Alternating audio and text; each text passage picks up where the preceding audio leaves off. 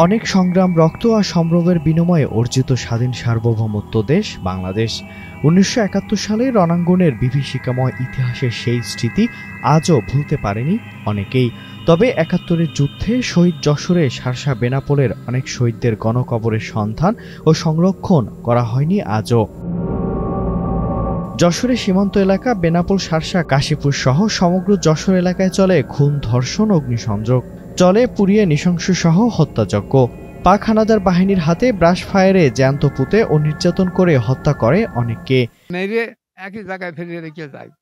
আরো ৩-৪ জন লোকের ওখানে একই জায়গায় কবর আছে, আর কাকমারি আছে, আর কাগজপত্রই ওগুলো তো সংরক্ষিত আছে। ১৯৭১ সালে পাক হানাদার বাহিনীর নির্মম গুলিতে নিহত হয় আমার পরিবারের ৫ জন সদস্য। তাদের সেই সময় মুরব্বীরা যারা ছিল তারা এখানে গণকবর দেয়।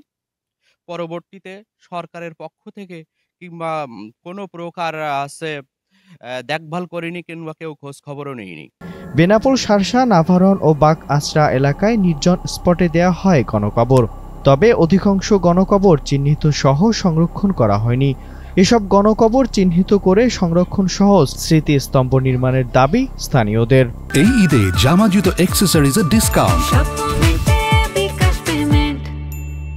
দীর্ঘদিন ধরে এলাকায় চলাফেরার সাথে আমি সঠিকভাবে সেটা জানি। সেটা হলো, একজন হলো কিতাব আলী, কিরামত, লুৎফর, একই ফ্যামিলির ৩ জন মানুষ এখানে মারা যায় খানাদের গুলিতে।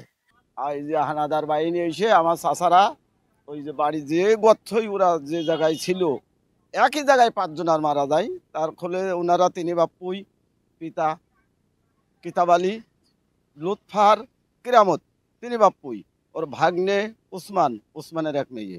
বাংলাদেশ স্বাধীনের পরের থেকে এই পর্যন্ত দেখা যাচ্ছে এই গণকবর সরকার কোনো পদক্ষেপ নেয়নি বা গণকবরের দেখা যাচ্ছে কোনো বিধি ব্যবস্থা করেনি।